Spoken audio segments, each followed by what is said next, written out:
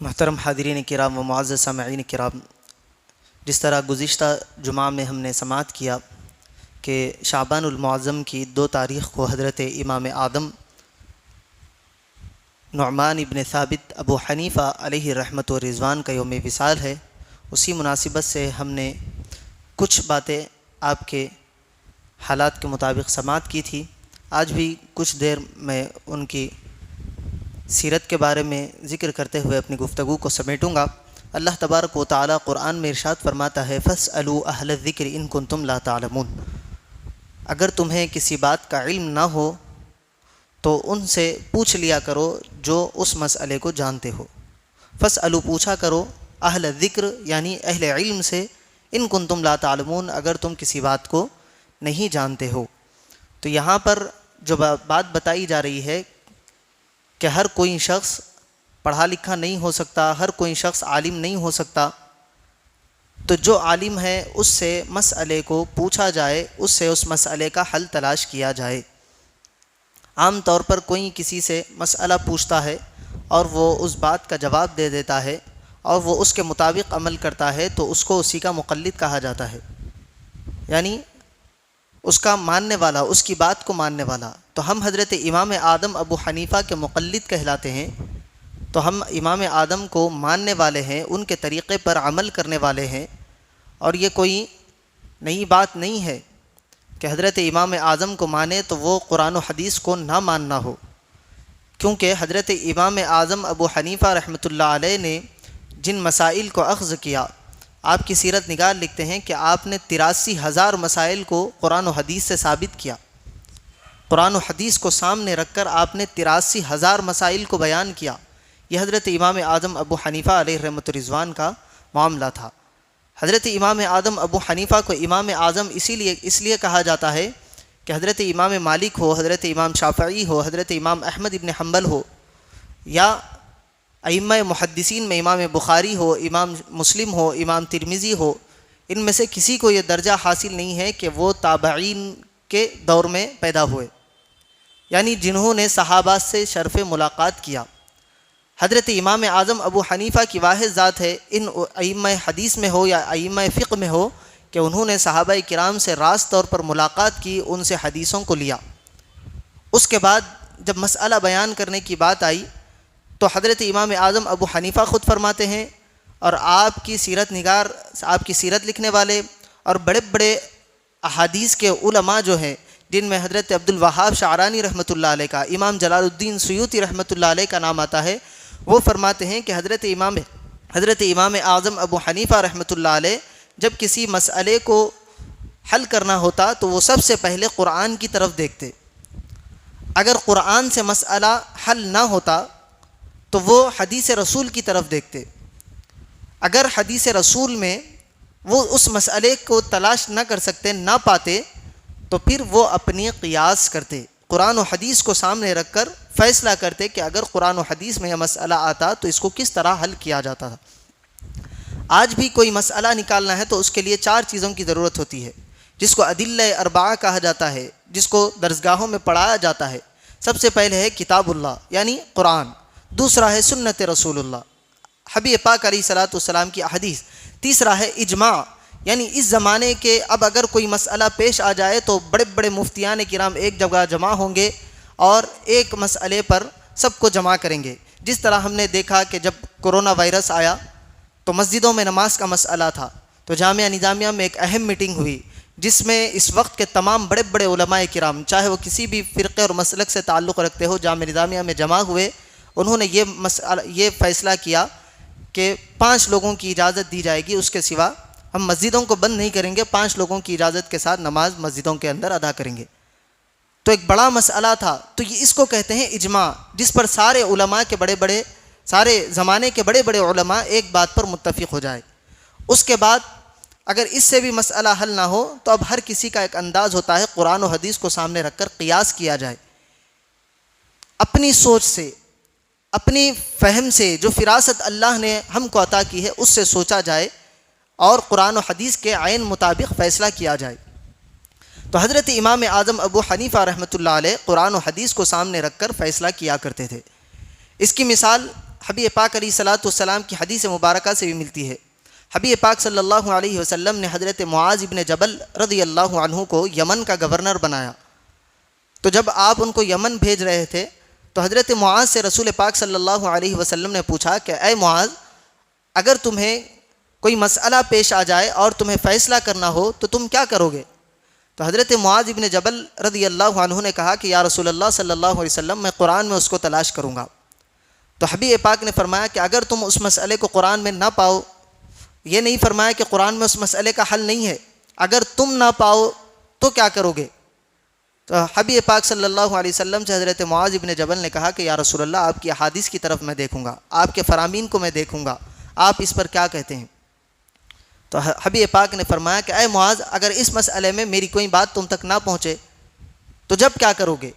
تو حضرت معاذ فرماتے ہیں یا رسول اللہ، میں اپنی قیاس کروں گا اللہ اور اس کے رسول کے فرامین کو سامنے رکھتے ہوئے، میں اپنے دماغ سے اس مسئلے کا حل نکالوں گا۔ تو حبیب پاک صلی اللہ علیہ وسلم نے ان کو اجازت دی اور ان کو دعاؤں سے بھی نوازا۔ تو یہ قرآن و حدیث کو سامنے رکھ کر مسائل کو نکالنا کوئی نئی بات حضرت امام اعظم نے نہیں کی، یہ رسول پاک صلی اللہ علیہ وسلم کے فرامین تھے۔ رسول پاک صلی اللہ علیہ وسلم نے یہ طریقہ بتلایا تھا حضرت معاذ ابن جبل کی، اس حدیث مبارکہ سے ثابت ہوتا ہے۔ تو مسئلہ یہ پیش کیوں آیا کہ حضرت امام اعظم ابو حنیفہ کو نہیں فقہ بنانی پڑی، مسائل کو اخذ کرنا پڑا، باضابطہ طور پر ایک فقہ کی بنیاد ڈالنی پڑی؟ یہ کیوں ہوا؟ اس سے پہلے اعتراض کرنے والے اعتراض بھی کرتے ہیں کہ بھائی صحابہ کرام کیوں فقہ نہیں نکالے؟ یہ اعتراض ہوتا ہے نا کہ امام اعظم ابو حنیفہ کو آپ فالو کرتے ہیں تو آپ ڈائریکٹ صحابہ کرام کو کریے، صحابہ کرام سے ایک قدم اوپر چڑھیں گے تو رسول اللہ صلی اللہ علیہ وسلم ہے، ڈائریکٹ رسول اللہ کو پکڑو، رسول پاک کی حدیثوں پر عمل کرو۔ اور کچھ لوگ کہتے بھی ہیں کہ ہمارے لیے قرآن اور حدیث کافی ہے۔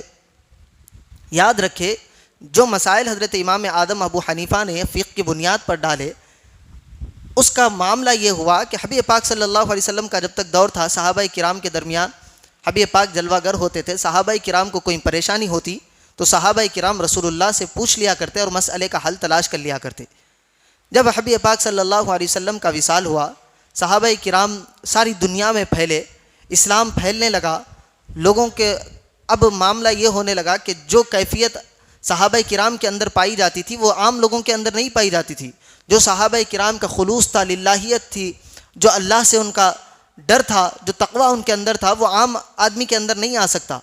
آج بھی ہم نماز میں کھڑے ہوتے ہیں، کھڑے مسجد میں ہوتے ہیں، ہمارا دماغ کہیں اور ہوتا ہے، 3 رکعت ہوئے، 4 رکعت ہوئے، اتحیات کی جگہ کبھی سورہ فاتحہ پڑھ دیتے ہیں، سورہ فاتحہ کی جگہ کبھی اتحیات نکل جاتا ہے، رکوع میں جاتے ہیں تو سجدے کی تسبیح آ جاتی ہے، سجدے میں جاتے ہیں تو کبھی رکوع کی تسبیح نکل جاتی ہے۔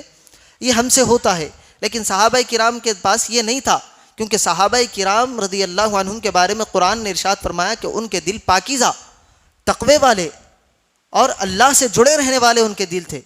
تو جب وہ ٹھہرتے تو صحابہ کرام کا معاملہ یہ تھا کہ ان کو شہید بھی کر دیا جاتا تو انہیں اس کا پتہ نہیں چلتا۔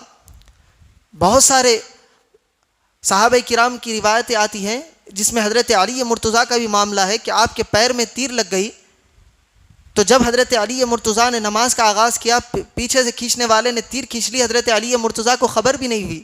ایک صحابی رسول نماز پڑھ رہے ہیں، 3 وار ان پر ہوئے، لیکن آپ نے جنبش نہیں کی، اللہ کی یاد میں مشغول ہے۔ تو یہ صحابہ کرام کا معاملہ تھا۔ صحابہ کرام اللہ سے ایسی اٹوٹ وابستگی رکھتے تھے، انہیں اللہ کے سوا کسی اور کی طرف توجہ نہیں ہوتی تھی۔ جب بعد میں یہ معاملات پیش آنے لگے، مسئلے پیش آنے لگے کہ بھائی اگر سورہ فاتحہ کی جگہ اتحیات پڑھ لیا جائے یا اتحیات کی جگہ سورہ فاتحہ پڑھ لیا جائے تو اب کیا ہوگا؟ تو حضرت امام اعظم ابو حنیفہ نے قرآن و حدیث کو سامنے رکھ کر بتایا کہ یہ کچھ فرائض ہے، کچھ شرائط ہے، کچھ سنن ہے، کچھ مستحبات ہے۔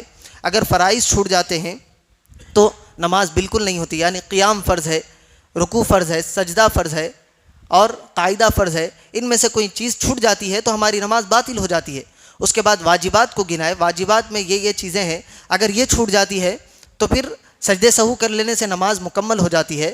سنتیں گنائی، نماز کی جو تسبیحات ہے، رکوع کی ہے اور سجدے کی تسبیحات ہے، یہ بہت ساری الگ الگ سنتیں ہیں، اگر یہ تسبیحات چھوٹ جاتی ہیں تو اس سے نماز میں کوئی فرق نہیں پڑتا، نماز ادا ہو جاتی ہے۔ یہ سارے مسائل کو حضرت امام اعظم ابو حنیفہ نے ایک جگہ جمع کر کے امت کے لیے آسانی فرمائی۔ اور اس کے بعد بڑے بڑے اجلہ علماء کرام نے، بڑے بڑے اس وقت کے محدثین نے آپ کی فقہ پر عمل کیا۔ تو حضرت امام اعظم کے بعد حضرت امام مالک آئے، حضرت امام شافعی آئے، ان کے دور میں بھی لوگ ان سے وابستہ رہے، لیکن جب بھی ان کا ذکر آتا، میں نے پچھلے جمعہ بھی کہا کہ حضرت امام شافعی خود آپ کی مزار پر آ کر حاضری دیتے اور وہاں آ کر دعا مانگتے اور مسائل کا حل تلاش کرتے۔ حضرت امام مالک کہتے ہیں کہ ہم نے حضرت امام اعظم ابو حنیفہ سے بڑا کوئی فقیہ نہیں دیکھا۔ روایت میں آتا ہے حضرت امام شافعی کے سامنے جب حضرت امام اعظم ابو حنیفہ کا ذکر ہوتا تو آپ خوش ہو جاتے اور فرماتے کہ ابو حنیفہ کا ذکر مشک کی طرح ہے، یعنی جس طرح مشک لگانے کے بعد خوشبو پھیل جاتی ہے، امام اعظم ابو حنیفہ کا ذکر کرنے سے بھی علم کی خوشبو پھیل جاتی ہے۔ یہ محبت لوگوں کے درمیان تھی۔ اور آج کل کچھ لوگ حضرت امام اعظم ابو حنیفہ کا نام لیتے ہیں، ان پر طعن و تشنیع کرتے ہیں، ان پر تنقید کرتے ہیں، یہ صرف ان کی نااہلی ہے، کم علمی ہے۔ انہوں نے جانا نہیں ہے حضرت امام اعظم کی شخصیات کو، امام اعظم کو انہوں نے پہچانا نہیں ہے۔ اگر پہچان لیتے تو حضرت امام اعظم کو ماننے کے سوا ان کے پاس کوئی اور چارہ نہیں ہے۔ آج کل کچھ لوگ قرآن اور حدیث کا نام لیتے ہیں اور لوگوں کو گمراہ کرتے ہیں۔ وہ حدیث جو حضرت امام بخاری نے آپ تک پہنچائی، آپ امام بخاری کی سیرت کو آپ اٹھا کر پڑھیں گے، حضرت امام بخاری مقلد ہے حضرت امام شافعی کے۔ امام مسلم امام بخاری کے بعد جن کی کتاب کا درجہ ہے، وہ امام مسلم امام شافعی کے مقلد ہیں۔ تو آج کل کچھ لوگ کہتے ہیں کہ تقلید کی کوئی اہمیت نہیں ہے، تقلید نہیں کرنا چاہیے، مقلدین جو ہوتے ہیں وہ اللہ اور اس کے حبیب کے راستے سے ہٹے ہوئے ہیں۔ دیکھیں آپ جن کی کتاب قرآن کے بعد سب سے زیادہ معتبر مانی جاتی ہے، وہ امام بخاری اتنے بڑے محدث ہونے کے باوجود حضرت امام شافعی کی تقلید کر رہے ہیں۔ علماء کرام نے یہاں لکھا، مثال کے طور پر کہ ایک دواساز کی دکان ہوتی ہے، دواساز والے کے پاس بہت ساری جڑی بوٹیاں ہوتی ہے، لیکن کس جڑی بوٹی کا کس طرح فائدہ اٹھانا چاہیے یہ دواساز نہیں جانتا۔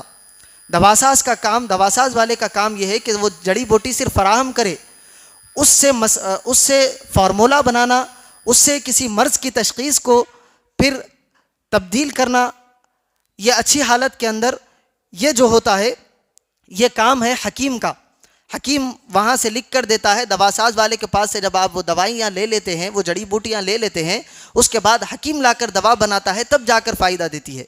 تو یہاں علماء نے لکھا کہ حضرت امام بخاری ہو، امام مسلم ہو، امام ترمذی ہو، یہ دواساز والے ہیں، انہوں نے جڑی بوٹیوں کو یعنی حدیثوں کو جمع کر کے ایک جگہ رکھ دیا ہے۔ اب اس سے مسئلے نکالنا، اس سے دوا بنانا، اس کی تجویز کرنا، یہ کام ہے فقہاء کرام کا۔ یہ کام حضرت امام اعظم نے کیا، یہ کام حضرت امام مالک نے کیا، امام شافعی نے کیا، امام احمد ابن حنبل نے کیا۔ تو یہ جو حدیث ہے، ہر کسی کی سمجھ میں حدیث نہیں آ سکتی۔ حدیث کے ظاہری الفاظ ایک ہوتے ہیں، اس کا معنی اور مفہوم الگ ہوتا ہے۔ میں نے گزشتہ بھی یہ حدیث سنائی کہ ایک مرتبہ محدثین کا مجمع ہے، کئی محدثین ایک کمرے میں بیٹھ کر حدیثیں پڑھ رہے ہیں، یاد کر رہے ہیں۔ ایک شخص مسئلہ لے کر آیا اور اس نے کہا کہ میرے کھیت کے بازو کسی اور کا کھیت ہے اور اس کھیت میں سے میرے کھیت میں پانی آتا ہے اور اس سے زراعت ہوتی ہے، فصل لگتی ہے، کیا وہ پیسہ میرے لیے حلال ہے یا نہیں ہے؟ کیونکہ دوسرے کے کھیت سے پانی آ رہا ہے، اس سے میں فائدہ اٹھا رہا ہوں۔ تو تمام محدثین نے کہا کہ آپ یہ نہیں کر سکتے، کیونکہ حبیب پاک صلی اللہ علیہ وسلم نے فرمایا کہ تم اپنی کھیتی کا پانی کسی اور کے کھیت میں مت ڈالو۔ تو وہاں پر حضرت امام اعظم کے ایک ماننے والے تھے، فقہ کی سمجھ ان کے اندر تھی، انہوں نے کہا کہ یہ تمہارے لیے جائز ہے۔ تمام محدثین پریشان ہوئے کیونکہ ان کے سامنے حدیث کے ظاہری الفاظ تھے۔ انہوں نے سمجھایا کہ حدیث کے ظاہری معنی ایک ہے، لیکن حبیب پاک کا بولنے کا جو مطلب تھا وہ کوئی اور ہے۔ وہ اس فقیہ نے سمجھایا، اس مفتی نے سمجھایا جس کے پاس اللہ نے فراست دی تھی۔ یہ لوگ حدیث کو یاد کر رہے تھے، انہوں نے حدیث کو سمجھا تھا۔ انہوں نے سمجھایا کہ زنا کے بارے میں ہے، تم اپنا پانی کسی اور کی کھیتی میں مت ڈالو۔ یہ حبیب پاک صلی اللہ علیہ وسلم کے ظاہری الفاظ ہے، لیکن حبیب پاک صلی اللہ علیہ وسلم شرم و حیا کے پیکر تھے۔ آپ مثال کے ذریعے بڑے بڑے مسائل کو لوگوں کو سمجھا دیا کرتے تھے۔ جب صحابہ کرام کے سامنے یہ حدیث آئی تو صحابہ نے اس کا مفہوم سمجھ لیا تھا، لیکن بعد میں آنے والے محدثین نے اس کا مفہوم نہیں سمجھا، اس لیے ان کے لیے مسائل پیش ہوئے۔ لیکن جب فقہ کی بنیاد رکھی گئی، جس کو اللہ نے فقہ کی سمجھ عطا فرما دی، جس کو اللہ نے دین کی سمجھ عطا فرما دی، انہوں نے ان احادیث کو سامنے رکھتے ہوئے اس سے مسائل کو واضح کیا۔ تو یہ فقہ کو کوئی نئی چیز نہیں ہے، بلکہ قرآن اور حدیث کا مجموعہ کا نچوڑ کا نام فقہ ہے۔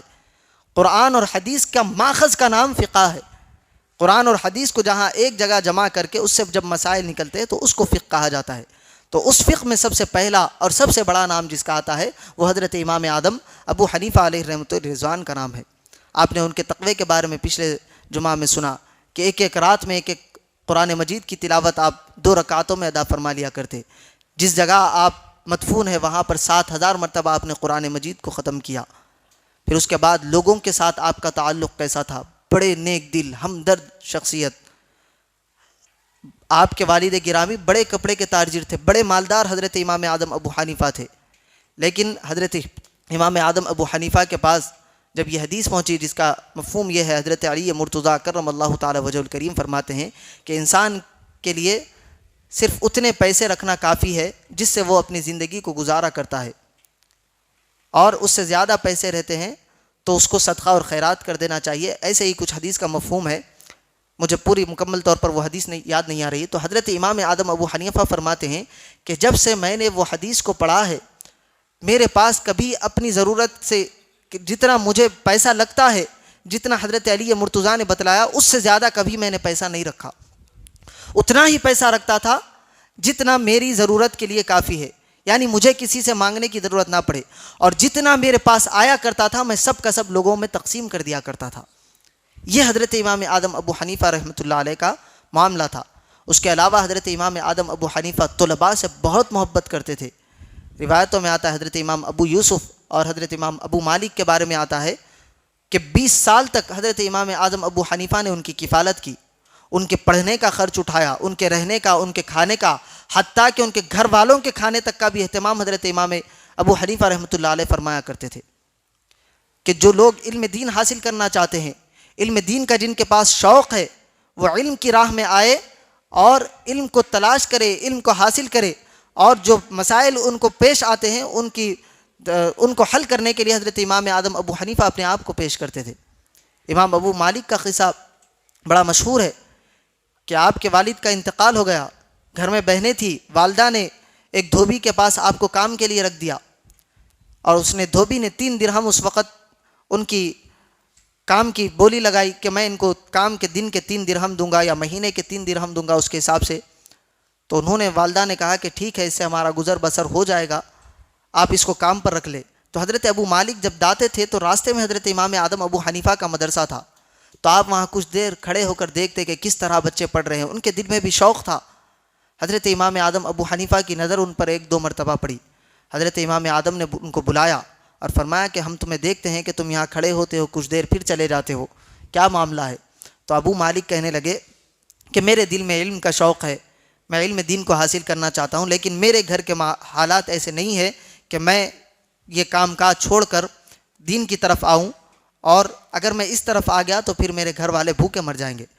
تو حضرت امام اعظم ابو حنیفہ رحمۃ اللہ علیہ نے ان کو بٹھا لیا، اس کے بعد ان کو پڑھایا۔ جب ان کی والدہ آئی تو حضرت امام اعظم ابو حنیفہ نے ان سے پوچھا کہ آپ کے گھر کا خرچ کتنا ہے؟ انہوں نے کہا کہ اتنا خرچ ہے۔ تو حضرت امام اعظم ابو حنیفہ رحمۃ اللہ علیہ نے فرمایا کہ پہلی سے پہلے تمہارے پاس اتنے پیسے پہنچ جائیں گے، تمہیں کبھی کسی چیز کی ضرورت ہو تو بلا تکلف میرے پاس آنا اور آ کر مجھ سے طلب کر لینا۔ تو آپ کی والدہ کہنے لگی کہ اس کو کچھ کام کاج کر لینے دو، بڑا ہوگا تو کچھ اور سیکھ جائے گا، یہ پڑھ کر کیا کمائے گا، آگے کس طرح کمائے گا، یہ بڑا ہو کر کیا کرے گا؟ تو حضرت امام اعظم ابو حنیفہ نے کہا کہ یہ بڑا ہو کر بادشاہوں کے تخت پر بیٹھ کر ان کے ساتھ کھانا کھائے گا۔ حضرت ابو مالک کی والدہ سے یہ حضرت امام اعظم نے کہا۔ ایک عرصہ گزر گیا، حضرت امام اعظم کا وصال ہو گیا۔ اس کے بعد حضرت امام ابو مالک ہارون رشید کے دربار میں قاضی القضات کی ڈیوٹی کرنے لگے، چیف جسٹس آپ کو بنا دیا گیا۔ ایک مرتبہ ایسا ہوا کہ بادشاہ کے کچھ مصاحبین نے بادشاہ کے پاس میٹھا لایا اور بادشاہ کو پیش کیا، تو جب بادشاہ تناول کرنے بیٹھا تو حضرت امام ابو مالک بھی وہاں بیٹھے ہوئے تھے۔ اس نے بادشاہ کے تخت پر حضرت امام ابو مالک کو بلا کر بٹھایا اور ساتھ میں کھانا تناول کر رہے تھے۔ اتنے میں حضرت ابو مالک کی والدہ بادشاہ کے محل میں آئی اور دیکھا تو آنکھوں سے آنسو جاری ہو گئے۔ ابو مالک رحمۃ اللہ علیہ نے پوچھا کہ اے والدہ روتی کیوں ہو؟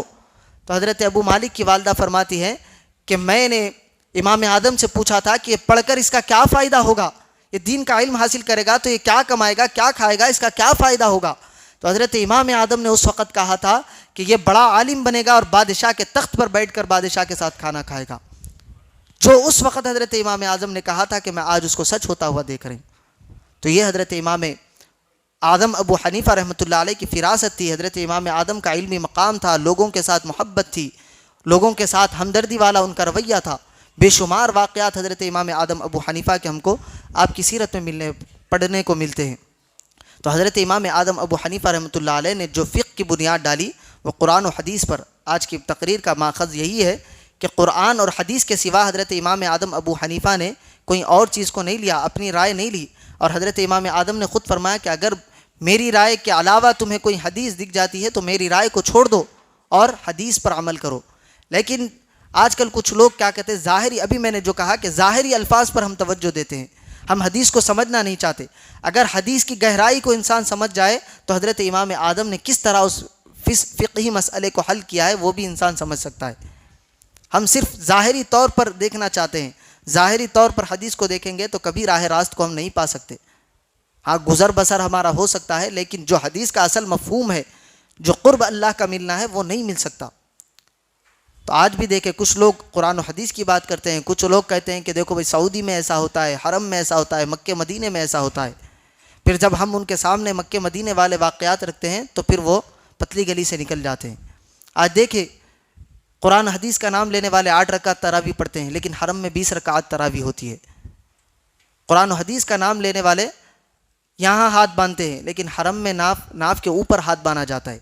آپ اٹھا کر دیکھ لیں مکے کے امام کو، آپ غور سے دیکھیں۔ ہم غور نہیں کرتے، ہم سن لیتے ہیں، اس کے بعد ہم بہک جاتے ہیں، ہم تحقیق نہیں کرتے، اس پر کسی سے پوچھتے نہیں، کوئی کتاب کو دیکھتے نہیں۔ مکے مدینے میں رفع الیدین ہوتے ہیں، حضرت امام احمد کے پاس رفع الیدین ہوتے ہیں۔ رفع یدین کرنے والی بھی احادیث ہے، رفع یدین نہ کرنے والی احادیث بھی ہے۔ رفع یدین سے کسی کا کچھ جانے والا نہیں ہے۔ رفع یدین حضرت امام احمد کی فقہ میں، آپ امام احمد کو فالو کریں۔ امام احمد یہاں ہاتھ باندھنے کے قائل ہیں، آپ یہاں ہاتھ باندھنے کے قائل ہیں۔ یہاں ہاتھ باندھنا عورتوں کی نماز کا طریقہ ہے۔ وہ لوگ کہتے ہیں کہ عورتوں کی مردوں کی نماز کا طریقہ ایک ہی ہے۔ یہاں فقہاء کرام فرماتے ہیں کہ ایک حدیث مبارکہ ہے جس میں ایک صحابی نے کہا کہ میں نے فلاں عورت کو دیکھا ہے کہ وہ مردوں کی طرح نماز پڑھتی تھی۔ ٹھیک ہے، یہ بات سن لیے، ہو گیا، لیکن اس کو حدیث کو سمجھنا بھی ضروری ہے۔ مردوں کی طرح نماز پڑھتی تھی اور عورتوں کی نماز کا طریقہ حدیث میں آیا ہے۔ عورتوں کی نماز کا طریقہ یہ ہے، تو اس سے ہٹ کر بھی کوئی اور طریقہ ہے جو مرد حضرات استعمال کیا کرتے تھے۔ حدیث کو سمجھنا ایک اور چیز ہے، حدیث کو پڑھ لینا ایک اور چیز ہے۔ پڑھنے میں یہی آ رہا ہے کہ حدیث مبارکہ میں الفاظ ہے عورتوں کی نماز کا طریقہ ہے کہ سینے پر ہاتھ باندھا جائے۔ حدیث بالکل صحیح ہے، عورتوں کی نماز کا وہ طریقہ ہے، اور ہم اسی باب میں پڑھتے ہیں کہ ایک عورت تھی جو مردوں کی طرح نماز پڑھتی تھی۔ تو اس بات سے عقل والا انسان سمجھ سکتا ہے کہ مردوں کی نماز کا طریقہ کچھ اور تھا، مردوں کی نماز کا طریقہ یہ نہیں تھا کہ سینے پر ہاتھ باندھا جائے۔ تو حضرت امام شافعی کے پاس جو دلائل ہے وہ بھی اپنی جگہ مسلم ہے، حضرت امام احمد کے پاس جو دلائل ہے وہ بھی مسلم ہے، امام اعظم کے پاس کے جو دلائل ہے وہ بھی مسلم ہے، لیکن ہم اس پر بحث نہیں کرنا چاہتے، ہم اس کو سمجھنا نہیں چاہتے۔ ایک حدیث مبارکہ سناتے ہوئے اپنی گفتگو کے اختتام کی طرف لاؤں۔ حبیب پاک صلی اللہ علیہ وسلم نے فرمایا کہ کن عالمن، عالم بن جاؤ۔ حبیب پاک کو پتا تھا کہ ہر کوئی عالم نہیں بن سکتا۔ حبیب پاک نے فرمایا کن متعلمن، طالب علم بن جاؤ، اپنے آپ کو طالب علموں کی فہرست میں رکھو۔ یہ بھی نہیں کر سکتے او مستمعان، یا پھر سننے والوں میں ہو جاؤ، ہم اس میں بھی اپنے آپ کو نہیں لانا چاہتے۔ جمعہ کی نماز ہوتی ہے، ابتدا میں 1 صف 2 صف رہتے ہیں، ختم تک پوری مسجد بھر جاتی ہے۔ نہ ہم عالم بننا چاہتے ہیں، نہ طالب علم بننا چاہتے ہیں، نہ بیٹھ کر سننے والوں میں ہم اپنا نام شمار کرنا چاہتے ہیں۔ کسی ایک فہرست میں تو اپنے آپ کو رکھنا چاہیے۔ اپنے آپ کو انسان تلاش کرے کہ میں کیا کر رہا ہوں، کس طرح نماز پڑھ رہا ہوں، کیا میری نمازیں اللہ اور اس کے رسول کے بتائے ہوئے طریقے پر ہے، نہیں ہے، نماز میں کیا پڑھنا چاہیے، کیا نہیں پڑھنا چاہیے۔ تشہد، ایسے کتنے حضرات ہیں جن کو تشہد یاد نہیں ہے، تشہد نہیں پڑھی جاتی تو ہماری نماز نہیں ہوتی، یہ ہمیں پتہ ہی نہیں ہے۔ ہم کو کیا سکھایا گیا کہ ہمارے والد صاحب اس طرح نماز پڑھتے تھے، ہم نے ان کو دیکھا، ویسے ہی ہاتھ باندھے، ویسے ہی رکوع کیا، ویسے ہی سجدہ کر رہے ہیں، ہم اس کو نماز سمجھ رہے۔ ہر انسان کو بنیادی اصول سیکھنے چاہیے۔ نماز کا طریقہ، روزوں کا طریقہ، زکوٰۃ کا طریقہ، حج کا طریقہ، یہ جو روزمرہ کے مسائل ہیں ہر انسان کو ازبر ہونے چاہیے، ہر انسان کو پتہ ہونا چاہیے، ورنہ ہماری نمازیں بیکار ہے، ہمارے روزے بیکار ہے۔ روزہ انسان رہتا ہے، روزہ کس کا نام ہے؟ صبح سے شام تک بھوکا رہنے کا نام روزہ نہیں ہے، صبح سے شام تک روزہ رہ کر اللہ کے بتائے ہوئے راستے پر چلنے کا نام روزہ ہے۔ اپنی آنکھوں کی حفاظت کرنا، اپنی زبان کی حفاظت کرنا، اپنے ہاتھ پیر کی حفاظت کرنا، اپنے ہر عمل کو روزے میں رکھنا، اللہ کی قربت میں اپنے آپ کو لے جانا، یہ روزے کا مفہوم ہے۔ بھوکے رہنے کا نام روزہ نہیں ہے، ہم نے صرف بھوک کا نام روزہ سمجھا ہے، ہم نے صرف آ کر کھڑے ہونا، رکوع کرنا، سجدے کا نام اس کو ہم نے نماز سمجھا ہے، یہ نماز نہیں ہے۔ نماز کا تو وہ مقام ہے کہ جب تم نماز کے لیے کھڑے ہو جاؤ تو پھر رب کے دیدار میں چلے جاؤ، یہ نہیں کرتے تو پھر رب تو تمہیں دیکھ رہا ہے۔ اس کیفیت کی نماز پڑھنے کا حکم حبیب پاک نے دیا ہے، تو اپنے آپ کی زندگیوں میں تبدیلی لائے، اپنے آپ کو علم دین کی طرف لائے۔ ہر کسی کو عالم بننے کے لیے، جس طرح رسول پاک نے کہا کہ عالم نہیں بن سکتا، متعلم طالب علم نہیں بن سکتا، سن کر تو فائدہ اٹھائے۔ جہاں فقہی مجالس ہو رہی ہے، جہاں آپ کو اللہ اور رسول کی باتیں بتائی جا رہی ہے، جہاں آپ کے سامنے مسائل کا ذکر ہو رہا ہے، وہاں بیٹھ کر فائدہ اٹھایا جائے، اتنا تو اپنے آپ کو آپ بنائیں۔ تو حضرت امام اعظم ابو حنیفہ رحمۃ اللہ علیہ کی فقہ ہو، حضرت امام شافعی کی ہو، جو مقلد کہلاتے ہیں، امام شافعی کے ہو، امام احمد کے ہو، امام مالک کے ہو یا حنفی ہو، وہ قرآن و حدیث سے ہٹ کے نہیں ہے، بلکہ عین قرآن و حدیث پر عمل کرنے والے ہیں۔ اگر قرآن و حدیث کے خلاف ہوتے تو حضرت امام، جس طرح میں نے پچھلے جمعہ کہا کہ حضرت امام بخاری 20 سے زیادہ روایات ثلاثیات میں امام اعظم کے شاگردوں کی نہیں لیتے تھے۔ امام بخاری نے اتنی چھانٹ کر احادیث لی اور اس میں امام اعظم کے شاگرد ہے، تو حضرت امام بخاری کو پتہ تھا کہ حضرت امام اعظم کا کیا مقام اور مرتبہ ہے۔ اور جو میں اس بات ذکر کر رہا تھا کہ مکہ مدینے کا نام لیا جاتا ہے، اگر کسی کو اللہ نے مدینے کی حاضری کا شرف نصیب فرمایا ہے، کوئی مدینے گئے ہیں، تو میں آپ کو بتاؤں، جب ہم باب بلال سے داخل ہوتے ہیں یا باب ہجرت سے داخل ہوتے ہیں، مدینہ منورہ میں اندرونی صحن ہے، پوری مدینہ منورہ مسجد نبوی میں چھت ہے، اور مسجد کے اندر اندرونی صحن ہے جہاں سے مدینہ منورہ گنبد خضرا نظر آتا ہے۔ ایک تو باہر سے نظر آتا ہے چاروں تین طرف سے، اور ادھر سے اندر سے جہاں سے مدینہ منورہ نظر آتا ہے وہاں پر چاروں طرف اس طرح، جیسا ہمارے پاس مسجدوں میں نام لکھے ہوئے تھے خلفائے راشدین کے، وہاں پر چاروں طرف خلفاء اجلہ صحابہ کے 10 مبشرہ کے نام ہے، اور اہل بیت اطہار کے 12 اماموں کے نام ہے، امام اعظم کا بھی نام ہے، امام شافعی کا بھی نام ہے، امام احمد کا بھی نام ہے، امام مالک کا بھی نام ہے۔ اب آپ بتائیں کہ جو لوگ مکہ مدینے کی رٹ لگاتے ہیں کہ مکے میں ایسا ہوتا ہے، مدینے میں ایسا ہوتا ہے، وہاں فقہ فالو نہیں ہوتی، وہ مقلد نہیں ہے، اور ظاہری بات یہ ہے آپ جا کر آپ پڑھنے بیٹھے تو آپ کو معلوم ہوگا کہ مکے مدینے کے علماء حنبلی ہیں، امام احمد کو فالو کرتے ہیں، ان کی فقہ پر فتویٰ دیتے ہیں، ان کی ویب سائٹس پر آپ جا کر دیکھیں۔ مدینہ منورہ کی لائبریری میں ہم گئے ہیں، وہاں پر کی ہم نے کتابوں کو دیکھا ہے، وہاں آپ جائیں گے تو آپ کو پتہ چلے گا۔ تو آپ جب مسجد نبوی میں جس طرف جائیں گے، جس طرح سامنے گنبد خضرا نظر آتا ہے، اسی طرف حضرت امام اعظم کا بھی نام ہے، امام شافعی کا۔ اگر کوئی دیکھنا چاہتا ہے تو میرے پاس وہ فوٹوز بھی محفوظ ہے، میں جب دیکھا وہاں پر تو حیران رہے گا، مطلب یہ فوٹو لے کر رکھنے کی چیزیں ہیں، اگر کوئی پوچھے تو پھر ہم بتا بھی سکتے ہیں، کیونکہ لوگ ڈالتے نہیں ہیں، ہمارے پاس تو محفوظ رہنا چاہیے۔ میں نے ایک ایک نام کی فوٹوز وہاں پر لے کے رکھے۔